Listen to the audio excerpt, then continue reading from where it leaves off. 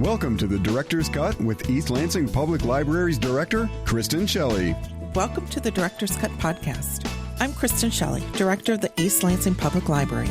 Our library's mission is about enriching, connecting, and transforming lives through knowledge and innovation. In this podcast, I will have conversations with various individuals and leaders who have made a difference in their communities. My guests today are two artists known for their passion and commitment, Josh White Jr. and Reggie Harris. Josh and Reggie are known not only for their music concerts, but also for educating people about civil rights. Josh White Jr. is a partner in Living History, a program that goes into schools and teaches students through story and song by having them assume the roles of the people they are learning about. Reggie Harris is a well-traveled performer, lecturer, and cultural ambassador. He combines spirituals and roots music, historic inspiration, and moving original songs, often in the themes of unity and social justice. Josh and Reggie, welcome to the Director's Cut. Thank you. Well, thank you very much. It's a pleasure to be here. Well, I am incredibly honored to know both of you, to have had conversations with you, to have listened to your music, and to have heard your messages. So today, I really want our listeners to hear how you got started in music, why music is so important to you, and how it has framed you as people and the people around you, but then guided you into your convictions and your fight for civil rights and for justice. Take it away, Reggie. Wow. Well, I think I'm going to defer to Josh to start that. He's my elder, so I'll let him go first. There you go. So I was saying I started off with my father at the age of 4, and singing in front of people was something that was not unusual because my father did it, and as long as my father was doing it, it was okay for me to do. And so I got used to being in front of people early, singing in front of people early. It was nothing traumatic in any way. And then when I was 8 years old, someone wrote a play about my father with me playing his son. So all of a sudden at 8 years old, I'm in a Broadway play. And wow. and again, it wasn't anything because I was with my father, so no big thing. Yeah. But I went on to do 4 other plays without him, and they all were dramatic. I never did a musical, and did some TV. In fact, I remember doing the very last Armstrong Circle Theater live TV show. Oh my goodness! I'm telling you, and so performing in front of people is just something that is very ordinary for me, and I have gotten a pleasure of doing it, and will always will. How about yourself? Well, I started in Philadelphia, where I was born, and my first memories are standing around the piano with my mom and my sister. And I was probably about 4 or 5 years old, and we would often on Friday nights, my mother would sit down and start playing, and we would gather around and sing. But that was probably spurred by the fact that there was so much music in my church. And I just remember being in my church growing up, the Nazarene Baptist Church in Philadelphia, and being surrounded by music all the time. And then, going to school, we sang in school, and I was in community choirs, and just part of the congregational singing and part of choirs. So performing in front of people, I think I actually did my first solo when I was about 4 years old in church, but really music has been a part of my life all through my life. And when I finally discovered the guitar when I was about 18 years old, a key piece had come in, and I began to perform and travel around the country. And over the course of time, music has been that inspirational piece for me that connects me to the world. And I think over the course of years, it's just been a process of just getting more and more comfortable infusing the messages that I believe in into the music. Because, when I first started out, I just wanted to become rich and famous like anybody else. We know how music can touch people. You can get to people more sometimes through a song than speaking. Absolutely. And we're grateful that we can, one, carry a tune, and then and then to know how you can touch someone musically more than just speaking, and then when your convictions get stronger and stronger, there's no stopping. You can't not do it. No, it's in your blood. It's in your bones. I've been more and more over the course of years, and particularly over the last 3-4 years, people come to the show and they often will share with me that I have people saying, I wasn't going to come tonight. My life is, so busy, but I looked at your website. I listened to a couple of your songs, and they made me feel hopeful. So that's why I'm here. Yep. I've heard the same thing, Reggie. I'm grateful that I came. I wasn't going to. And I'm grateful. Yeah. And it touches you, but then again, it reminds you what music can do. How important it is. Yeah, it really does. And I remember the first time I saw you live, and I was just resonating with the fact that there's so much of a similarity in our rhythmic sense. And, I hear you talking about, doing this on Broadway when you were just a kid. But all of that rhythm, I think, the fact that both of us, have African roots, I hear rhythm, I hear the drums in your playing, but I also hear that deep connection to heart. That's what really touched me the first time I saw you, was the passion that just kind of flowed out of you into the music and into the room. Yes. It's it's wonderful when you believe in what you're singing. You know what I'm saying? Well, I pretty much find it impossible to sing anything I don't believe. Hello.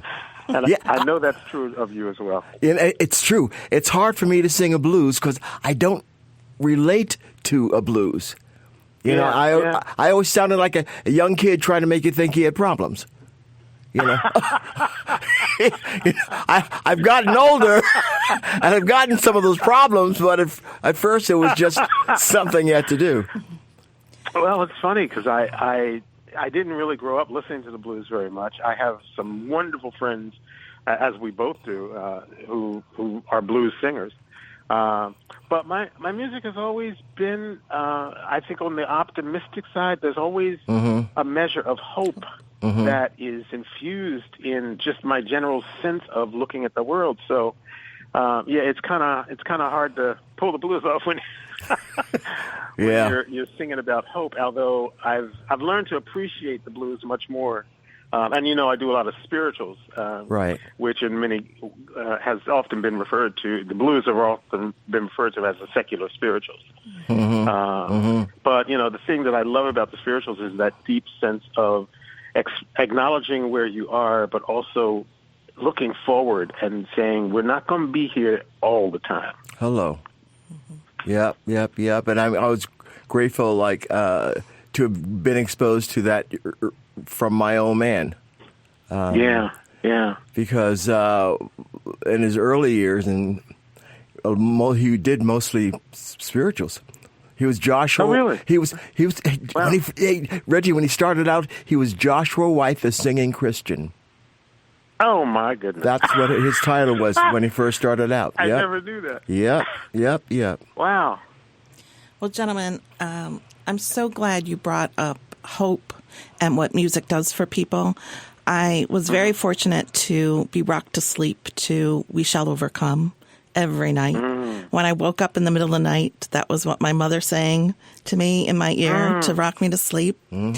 And, I had a deep appreciation of gospel music as a young person because at age 8, we started going to a Black Catholic church on the west side of South Bend, Indiana, and grew up with Willa playing the upright piano and banging out that gospel music. And I truly believe that's where my faith comes from. I get faith through the music. As you said, I get hope. I get spiritually appreciative through the music. I hear you. So thank you for sharing that, and thank you for bringing that up. Josh, could you share with our listeners about your father, who your father was? And I know he's on a postage stamp. I know he's in the Rock and Roll Hall of Fame. Can you just share a little bit about him? My father started out as a young kid leading blind black street musicians. and at the age of 7, and for 9.5 years, that is what he did for $2 a week, which he could send back to his family. And with that also exposure to different musics and different guitar playing. And Blind Joel Taggart was the last man he led that got him to Chicago. And he let my father record, because my father was playing second guitar for him, but he let my old man do one song on his own playing. And from there, he went back home, but somebody on, I can't remember the label, it was before it was called Paramount, I think, heard it and came back down to Greenville, South Carolina, where my dad was from, and asked him if he would like to come to New York to record on his own. And that's how my old man's career started, doing mostly spirituals, but also living life and knowing there was blues songs out there. He was Joshua White, the singing Christian, but then they wanted him to record blues, and he didn't want to offend his mother or let her know. So he started singing blues under the name of Pinewood Tom. So there was Josh White, who sang the spirituals, and Pinewood Tom, who sang the blues. Wow. That's how he got the combination together in his life. And I think the story goes that you were singing in a corner as your father was performing one night, and the spotlight switched to you. Yeah, my father was at a club called Cafe Society, which he sang in for years. And yes, he'd bring us down, my mom and dad, and I was singing there. And he was singing, it could have been, doesn't have to have been, One Meatball, which I've sung all my life. And oh my goodness, so I just started singing along automatically, and I was loud enough that the people heard me, and the man put the spotlight off my father and put it on me. Well, don't take the spotlight off Josh White.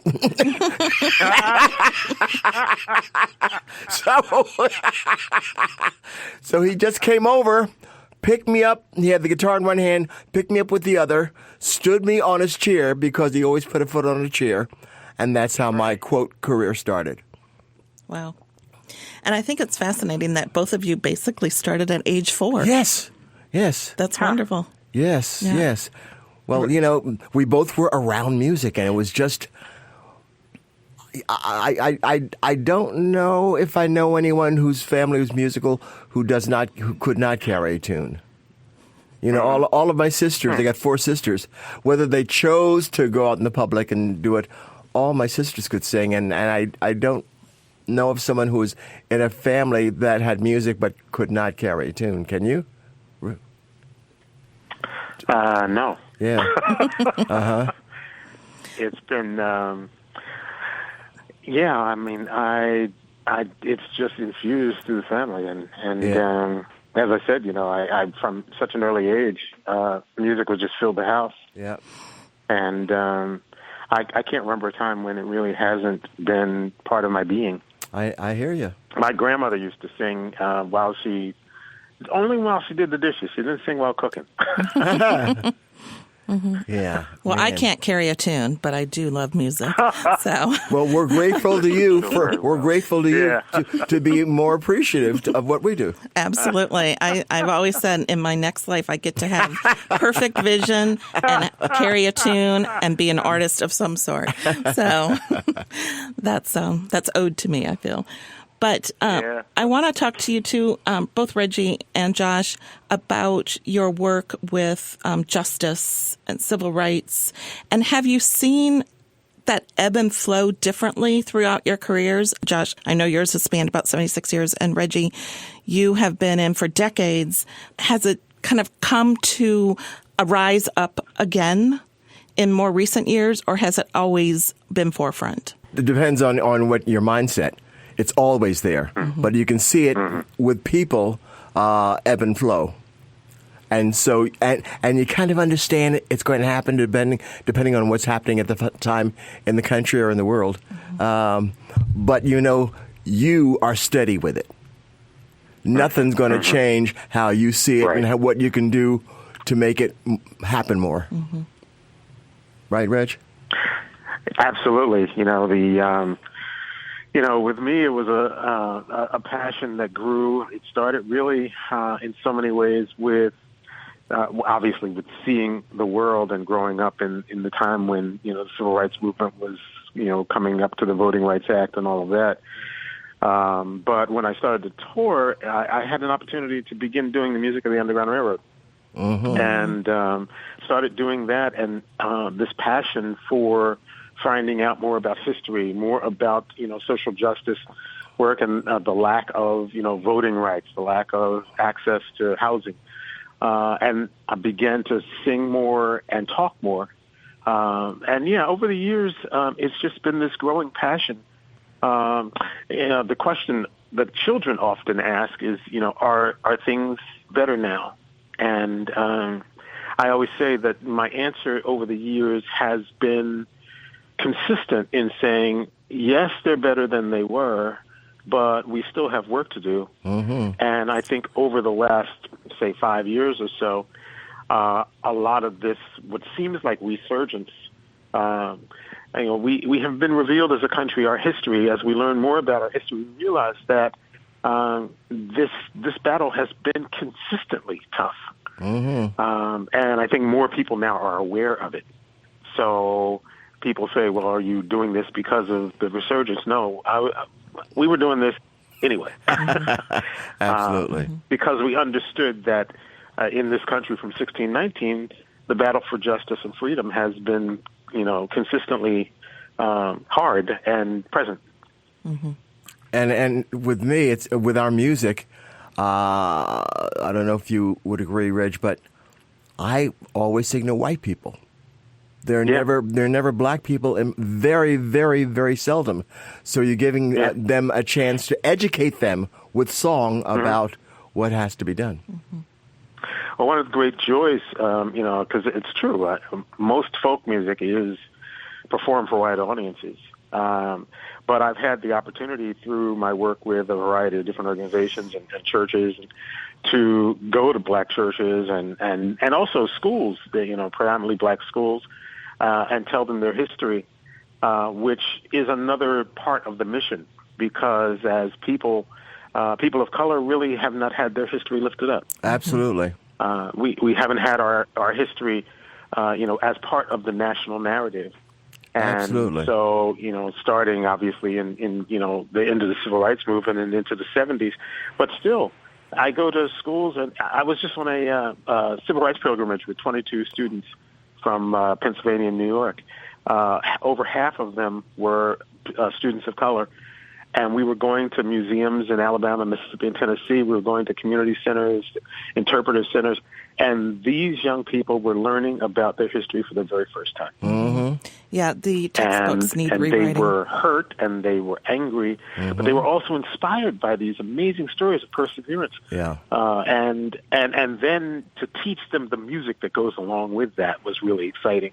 Yeah, I'll bet. And to show them where a lot of the music they're listening to comes from, because it rises out of the spirituals and the blues and R&B and out of songs of struggle. Absolutely, and the fact that the music from the slaves, as it were, is the original music from this country, not letting go of the Native American music, but that the white people came from different countries and brought the Irish and English kind of music. That music that came from this land came from us. That's right. Mm-hmm. And I think that's a positive thing for blacks to know also, that this is where it came from. And Reggie, I believe you went down to Brian Stevenson's museum, correct? Yes, I did. Yeah, he is a hero of mine. Tuesday. Oh, yeah. And very powerful. I'm making that journey at the end of February, beginning of March, and hope to walk across the Edmund Pettus Bridge for the 55th year anniversary. So. It's been one of the joys of my life to, I work with, but I'm also now the co-chairperson of the Living Legacy Project. I don't know in what moment I allowed myself to do that. But it's an organization that basically takes people on civil rights pilgrimages, and I just, as I mentioned, came off of one. We went to that museum, to the Museum of Peace and Justice, and then over to the lynching memorial. and also to the Rosa Parks Museum, which is also in Montgomery.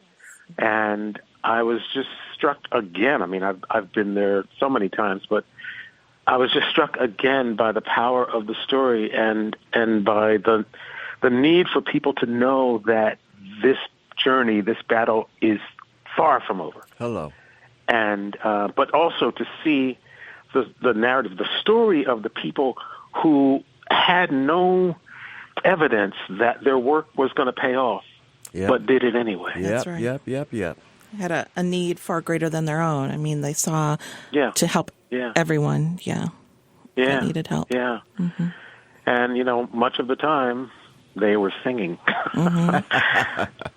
That's right. That's what kept them going. That's it. That was the hope. Yep, Mm-hmm. That was the hope. Mm-hmm. So, well, thank you for taking the young people.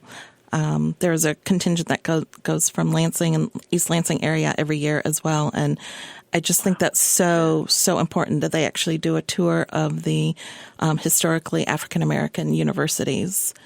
And So, and then they also go to the museum, the Civil Rights Museum in Montgomery. Wow. So, absolutely. So important. I'll just share that last Thursday I was at Tougaloo College in Jackson, Mississippi. Mm-hmm. And we were meeting with Hollis Watkins, who started with the Civil Rights Movement when he was 16 years old. He's a Student Nonviolent Coordinating Committee field secretary. But the thing that really got me excited was that 5 students from Tougaloo came to meet our students. And those 5 students, 2 freshmen and then some upperclassmen, are so on fire for across the board, not just about racial justice, but also environmental justice, and political access and women's rights and gay and lesbian rights. They talked to our students, and our students left there so ready to go back to campus to start their own programs. And it was wonderful to see young people under 22 years old who are already on fire for this work. You're here. I wish they could vote. I wish they were voting age. Yeah, really. That would help. Definitely in Mississippi. Mm-hmm. Absolutely. There it is. Absolutely. Yeah, well, they're coming. Good. Hello. Good. We need them. Yeah, we do, definitely. So I want to circle back to what you said about folk music, because I was really thinking about this last week, and we associate folk music with white people, and knowing your audiences are mostly white, I appreciate that you bring in the African American culture. I know your audiences do. I think they kind of expect it at this point, but how do you see folk music continuing, especially with this next generation, with the young people, with who's going to carry it on? That's a great question. As I go to, sometimes Josh and I will meet at some of these folk conferences, Northeast Folk Alliance or the Folk Alliance International, and I will say that personally, I'm thrilled to see that over the last 5-7 years there's been an influx of young people, many of whom have gone to conservatories, Juilliard and other places, and but they've caught the spark of recognizing that roots music is not only worth doing, but it's important to do. So I think there's a groundswell of new players, new singers, who are in their lives finding a real need and a place for this music, and then are going out to perform it. I would say that the ratio in terms of young people of color doing the music, at least in terms of the folk community, is not as great. And that's one of the things that we have been trying to bring up and work on. But unfortunately, there's not always a lot of access for them in the marketplace, and that's one of the things that really needs to be addressed. I'm sure, Josh, you see some of the same things. I've been places where I'm going to be. They're going to say I'm going to be appearing somewhere, and I get more white people than black coming to see me. Yeah. You know, and that bothers me. I would think that you want to see what a brother does. You know what I mean? And whether you like it or not, at least come check me out and see what I'm about. And so that bothers me that we, as it were, don't work at it enough to grasp what we are saying, if you know what I mean. Yeah. But and I think in one sense, one of the problems is that the discussion of some of what you were bringing to light is still painful for the communities of color.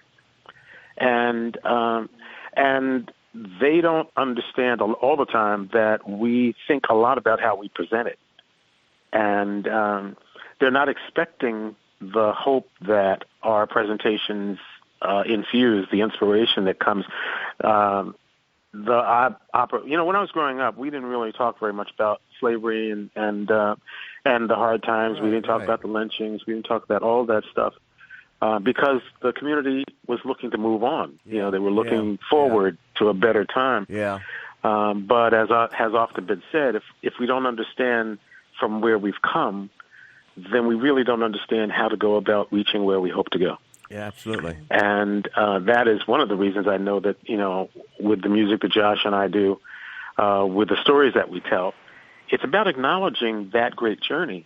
But a lot of times that is difficult, and I even watched it on the trip last week. Some of our students of color, when you started talking about the hard aspects of the story, of the narrative, they got quiet. And they kind of began to withdraw until they began to see that in those stories, even through the pain, there was great perseverance and there were great lessons to be learned. And then they came alive.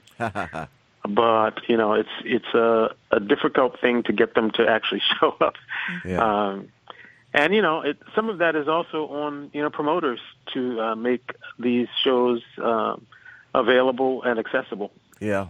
And to develop a relationship with the communities so that they understand what the program is about. And it's not just a one-off, you know, where, you know, people get used to coming to a place and get used to hearing, a consistency of narrative. Yeah. On these bus rides, do you play the guitar and sing, Reggie, with the students on these tours? Yeah, I do. And, you know, in some ways, because we're not a nation or a community that sings together that much, you really almost have to begin from ground zero. Uh-huh.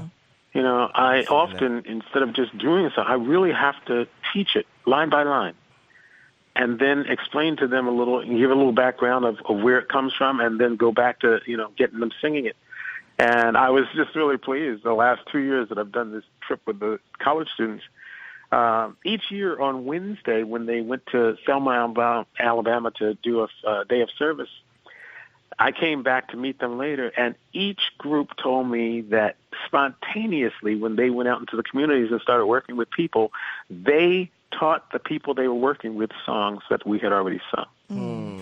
Yeah. So is it true that the two of you have never been on the same stage together at the same time? Well, we've done the Phil Oakes thing, haven't we? We're in tribute to Phil Oakes with his sister Sonny. But for the two of us, just to be the two of us and being on stage, this will sort of be the first time, right? Ready? Yeah, I'm looking forward to it. We were also together on a tribute to Pete Seeger night in New York City. That's about right. a year ago. That's right.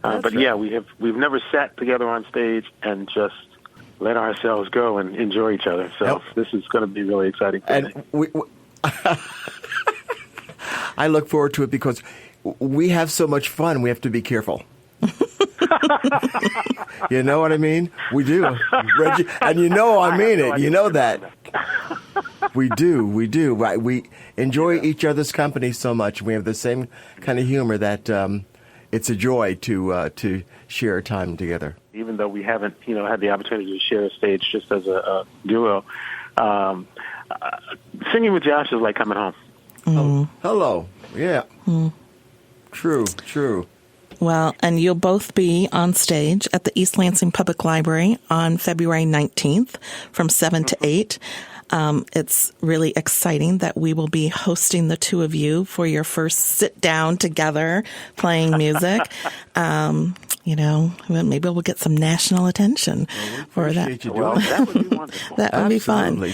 And I just want you to both share kind of what we can expect that evening, what you have in mind for the concert. But besides having a lot of fun, and I wouldn't be too careful. So well, we have no idea what we're going to do, and that's part of the fun of it. Part of the beauty. Mm-hmm. Yeah, it is. Really it is. I mean, I know that we'll probably do some spirituals, and we'll probably do some stories, and we'll probably do some laughing a lot. We'll do some songs people can sing, and we'll go where we're going to do what the Spirit says do. Mm-hmm. Yeah, very good. But very good. Again, it's I'm so looking forward to having a time and being in Lansing. It's a state that's been good to me. Mm-hmm. It's a city that's been good to me. So I'll see a lot of faces that I know, which is a lot of fun when you're performing to look out and see faces and who love you and all. Mm-hmm. I think I just want to say that for me, Josh is one of my heroes, my musical heroes, and it's an honor for me. Are you just saying I'm older than you? Is that what you're saying? Well, I thought I was being different. He started off saying you were older than him. So.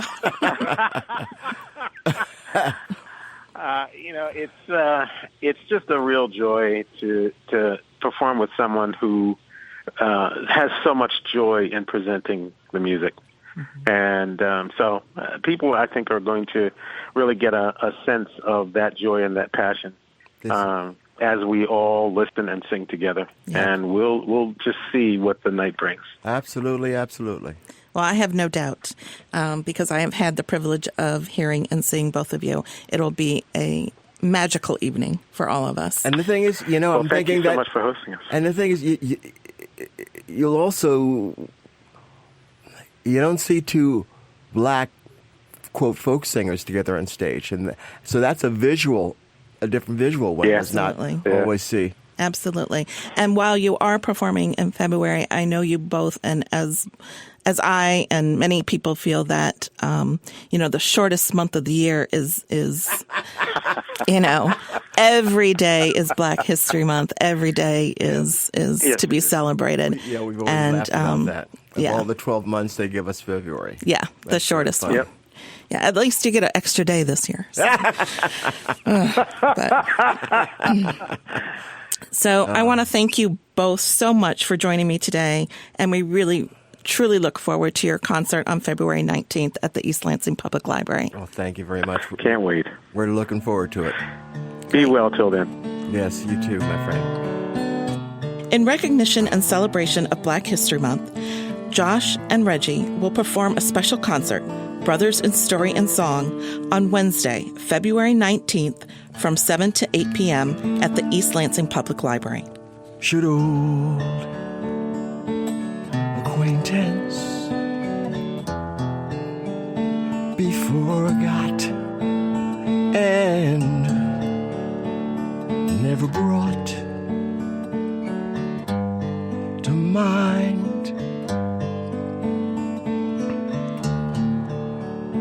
Should old acquaintance be forgot and days? You have been listening to the Director's Cut, an East Lansing Public Library podcast.